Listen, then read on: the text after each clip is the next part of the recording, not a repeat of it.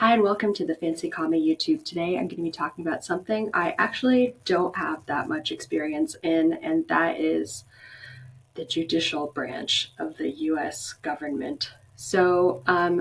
As I've mentioned on my YouTube a lot, I have worked in Congress. I have applied to intern in the executive branch in the White House Office of Science and Technology Policy, but other than being on mock trial once, I haven't had like that much interaction with the judicial system. When I was in high school, I was in mock trial and actually I was a witness. And I actually won an award for my performance. I haven't interacted with the judicial system. In fact, when I worked in Congress, I walked. I was so the way that Congress is set up is there's a House side with the House office buildings and the Senate side on the other side, and in the middle there's the Capitol Hill building that everyone knows with the dome that's like very iconic. And so one day I was walking from the House side where I worked to the Senate side to go to a briefing. And I saw this building and it had like these weird statues. And I was like, what is this building? And then I think I saw it on TV and it was actually the Supreme Court. The Supreme Court is across the street from the Capitol building. And I had no idea what it was. I don't know what that tells you about me. Am I the only person that doesn't interact that much with the judicial system? I keep up with like the Supreme Court decisions on like SCOTUS blog, but other than that, I don't. And I've learned about the federal judicial process as well as scientific evidence on the more local sides, and it's all very complex. And it's weird because when I was in college at MIT, I just did a newsletter about this actually. I'll link it in the description box. But um, and I brought food today as well. This is my coffee that I have, but I also went to Old School Bagel Cafe, which is apparently a chain unique to Oklahoma. It's based in Edmond, so they're represented by Stephanie Bice. Shout out to Representative Bice because she's half Persian. So I got a mocha because I love mochas. It's really good. It's made with almond milk. Then I also got some bagels. I got like a multi-grain bagel with cream cheese. And then I got, this is my multi-grain bagel with cream cheese. And then I got this, an egg and, it's supposed to be an egg and cheese bagel. Oh no, look, there's some cheese. It's got cheese. I try not to get fast food. I don't have money for it. This is a good bagel sandwich. I was really cranky this morning because I went to go get bagels and someone's license plate was like, literally it was a vanity plate and it was like, yay Donald Trump. And I was like, I can't do this anymore. Like, I actually, so before I talk about the judicial system, because the president appoints the Supreme Court justices, I think I can go into this deep dive about, and also they're confirmed by, I think, the Senate. I can go into this story time. In 2018 or so, I got an internship in the Democratic Leader's Office. So I got this internship. So I had just done my other internship that I talked about in the congressional mukbang, and so then I got in my car. I got an Airbnb for like a month because I was like, I guess I'll live in an Airbnb. I drove to Washington D.C. and then I got there and to work in the Democratic cloakroom, and it was total mess. It was so fast paced. Everyone was so partisan. I was like, I don't really want to do this. And I apparently to work in the Democratic cloakroom, you have to memorize everyone's names, like every representative in the House Democratic cloakroom, I should say.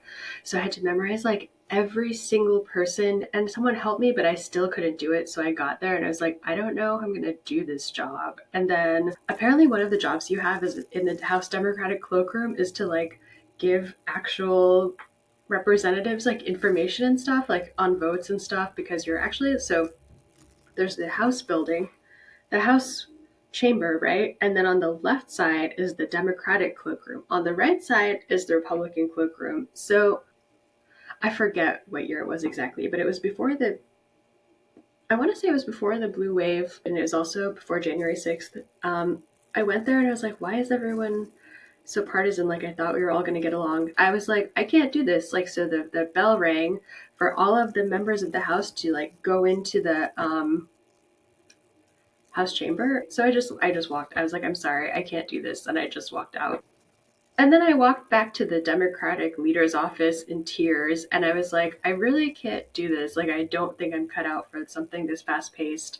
And I was also tried to like start my freelance business, and I had just gotten $13,000 into debt trying to um, working in the house earlier. So it's just like, no, I'm sorry, this is not possible for me.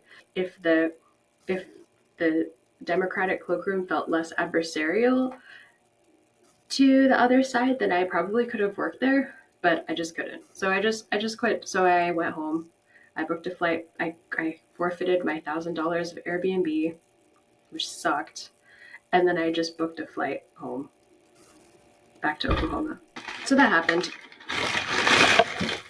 Oops, I just dropped my bagel. The other part that was really weird was that to get to Washington D.C. from Oklahoma, you can take two ways. You can take one way where you go through like Ohio and Illinois and like all of the very populous states, or you can drive through the dirty South, which I which I did because it has less people and the roads are less expensive. I stopped for a night in Arkansas, and then I turned on the TV because I guess it was election season, and I saw an attack ad, and it was against the person I was going to work for. So I was like, well, that's not a good sign. Like, I'm going to go work for this person, but apparently, like, everyone in the deep South just hates this person. So I don't really want to do that to myself.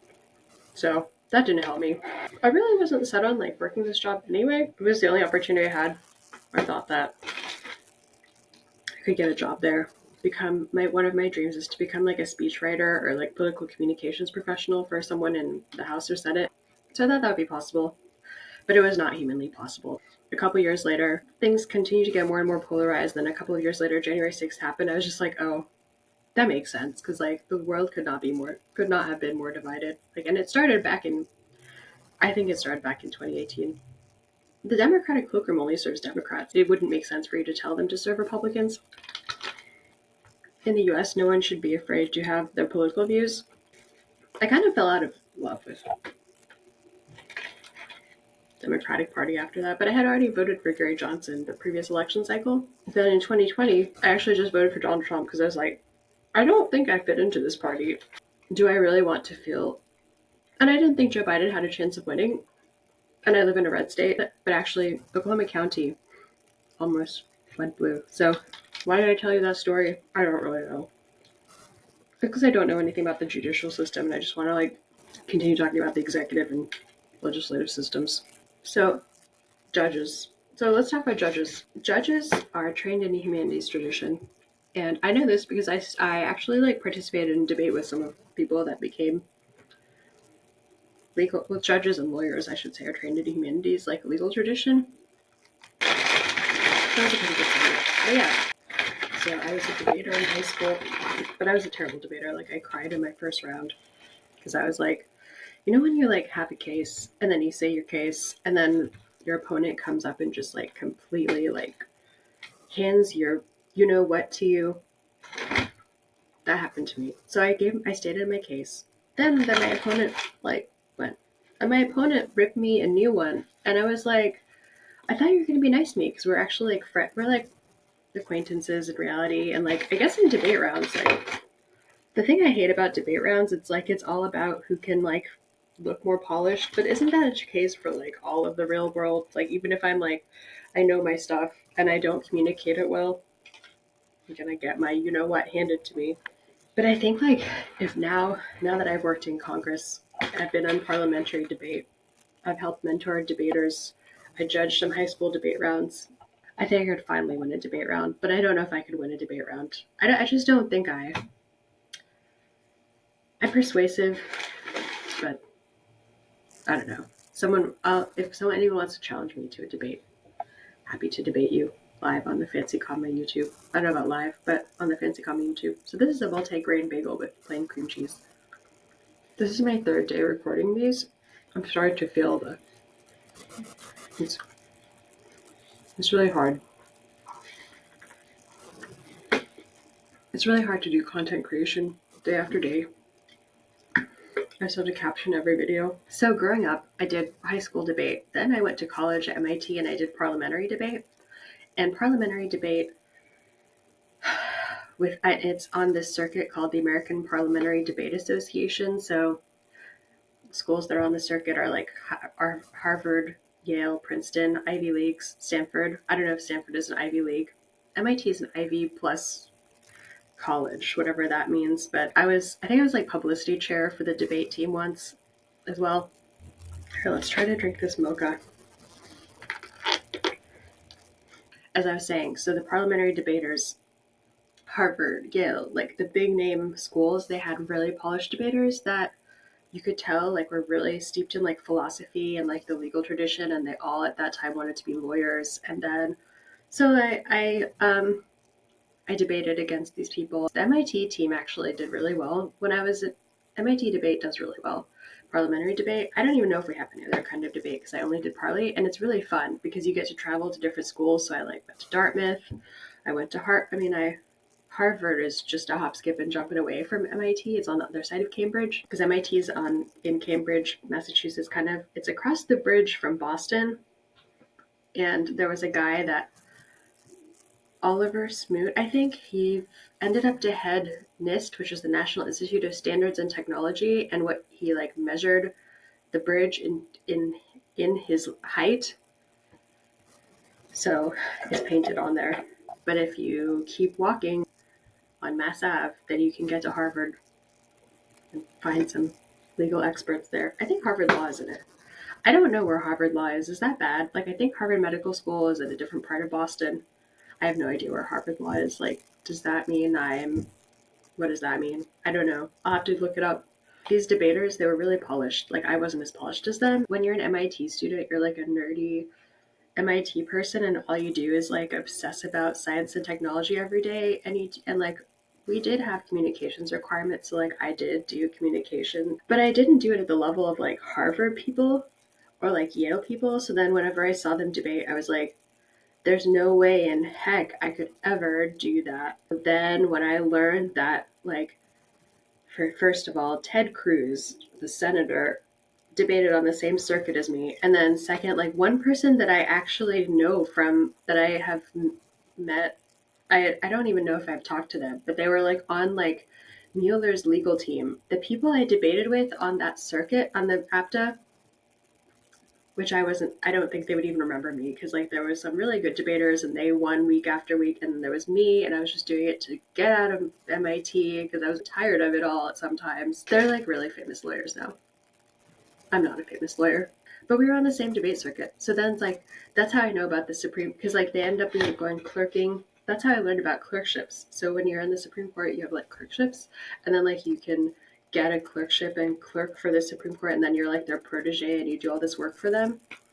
It's like, it sounds like being a postdoc because as a postdoc, you don't get paid, you have really bad hours, you work a lot, probably don't get that much credit. You don't get that much credit at all. In fact, postdocs, there's this whole thing to pay postdocs more right now, but I think clerks are like that. Those are the people that end up becoming lawyers. And I can say the difference between me and them is that I always knew STEM and I always tried to talk about STEM. Like I think one of my first practice debate rounds was about the Digital Millennium Copyright Act and like copyright infringement.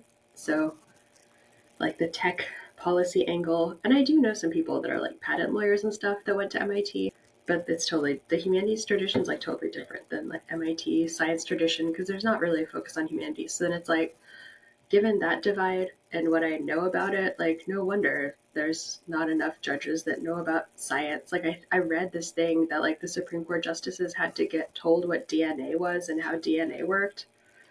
Um, First of all, that's exciting that Supreme Court justices get to learn about DNA, but secondly, like, shouldn't they have already known about DNA? I recently attended a workshop about, it was free to me because it was like a $200 value, but I got to attend it for free because I was a member of the National Association of Science Writers. So I learned about scientific evidence apparently, and I also learned about this through my own work because I had a client that there's this thing, there's a standard for scientific evidence in courts, and I think it's for I want to say it's for all courts, but I'm not a legal scholar in the least. Here's one other story I have about my interaction with the legal system. So when I was an MRI research assistant, I decided I would take the LSAT and try to go to law school.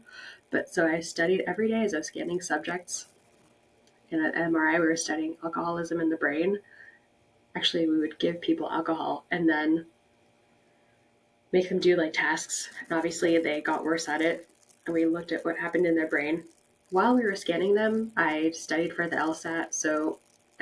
When I was living in Boston, and so one day I went to go take the LSAT, and this was before the age of Google Maps. And so I just I went there. I asked this woman for directions. I was like, "Hey, do you know where Roxbury Community College is?" She gave me some directions, and they turned out to be the wrong directions.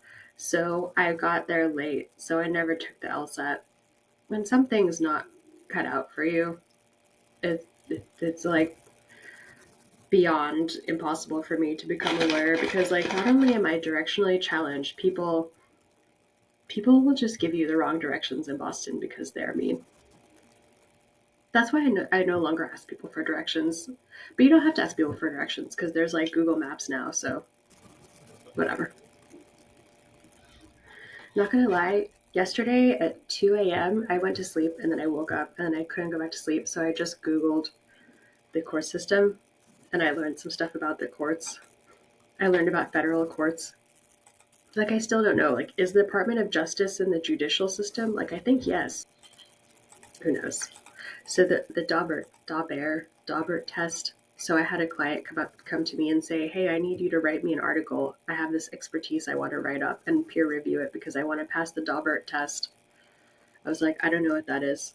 And then I went to this talk. It relates to scientific evidence and expert testimony. Before the Daubert test, so the Daubert test was a 1993 court case. It was called Daubert.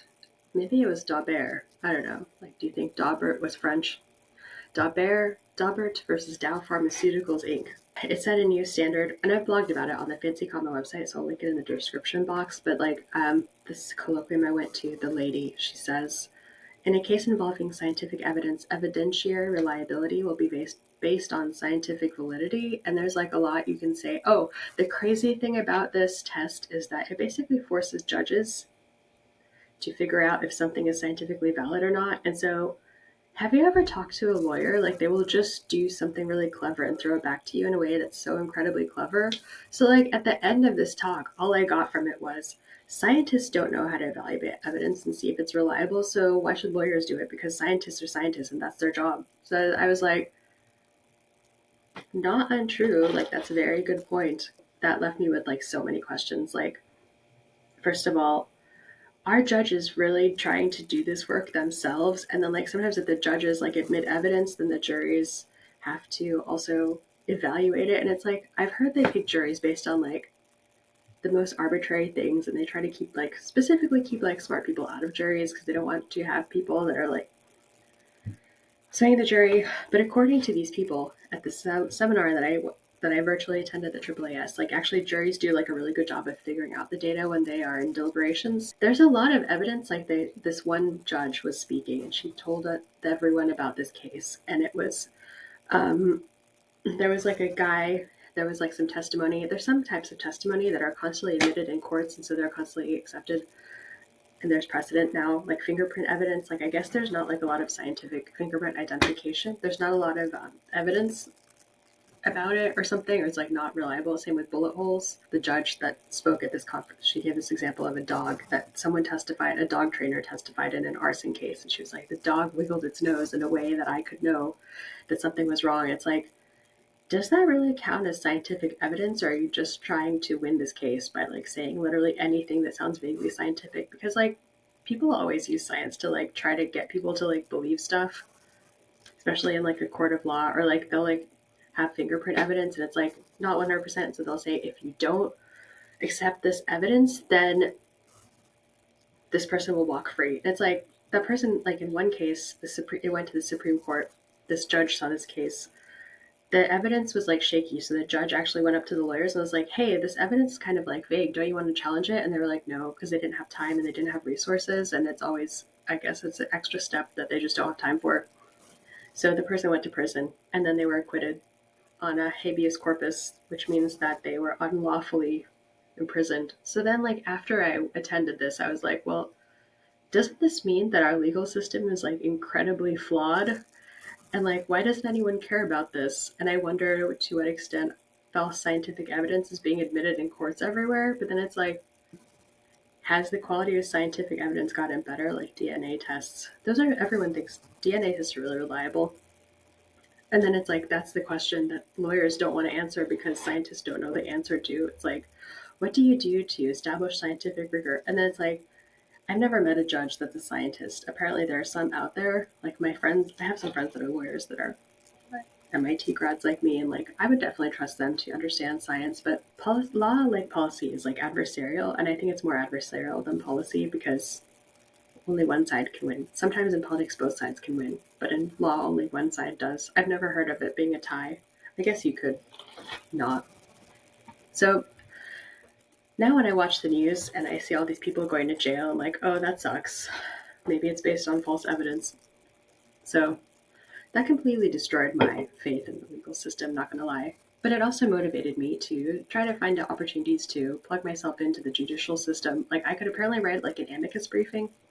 So an amicus briefing is like a thing where you write like an explainer. Amicus curiae means friend of the court. You can like write an explainer for like a Supreme Court case. So like for example, the American Psychological Society, whose headquarters is in Washington, they do a lot of amicus briefings. They did one for like gay marriage or like separating children or something. I don't know if those are cases that are being discussed at the Supreme Court, but I learned that the Supreme Court's term starts in like October, first Monday of October until each summer, usually ending in late June. So I guess it's the same as NBA season. And then obviously the Supreme Court justices are appointed by the president. Like Donald Trump appointed like a bunch of Supreme Court judges. I don't know how much I can really say about the Supreme Court without like actually like navigating the system. But it's like I wonder how often scientific evidence gets admitted. There's like fingerprint evidence, bullet holes in criminal cases. So I guess that's the other thing. There's criminal cases and civil cases. That's very complicated. Like, why did I decide to do this without any legal training? Except for my mock trial experience. But I was a witness in mock trial. But an award-winning witness. The scientists and lawyers and legal people are working together, and jury, there's a place. There actually is like a lot of stuff that's being done on different levels to improve judicial decision making. So the 2016 PCAST report, so if you watch my last video on the executive branch, you'll know that PCAST has the most diverse portfolio of science issues in the Office of Science and Technology Policy in the White House. So they wrote a report on forensic science in criminal courts that was very important. And thanks to that, there was a Boston Law School symposium on Daubert. Then they appointed I don't know who did it, but there was a subcommittee. So Rule 702 in the something, it's called Rule 702. I don't know what it's from, but it deals with expert testimony. And so they actually revised the rules and they got improved thanks to the PCAST report. So if there's one place that both the executive branch helped actually do something through informing people. So there's also all these programs to educate judges and train judges. So the Federal Judicial Center is a place where they work to improve science literacy among judges. So they have a manual that they wrote. They have a bench book for U.S. District Court judges and a reference manual. And the reference manual is what was written by scientists and judges working together. The reference manual talks about like admissibility of evidence, like what is science, what's the scientific process, like how is science created, etc. Science and the legal world remain two different worlds for me. Like I don't think I could ever be a lawyer. I definitely cannot be a lawyer if I cannot get to the LSAT testing location on time and navigate there myself. Let's just leave it at that.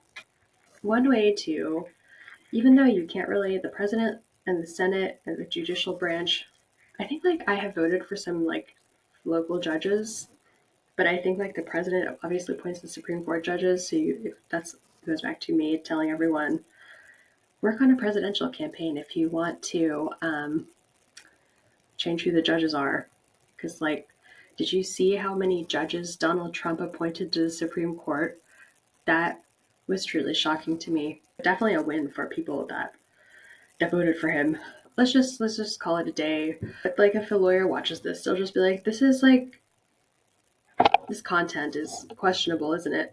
Thank you for watching this YouTube. Wouldn't it be amazing if more scientists got involved in the judicial system and helped inform lawyers that are always trying to like lawyer their way out of things, that science actually does have a place at the table?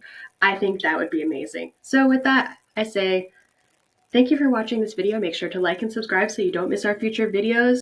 Peace.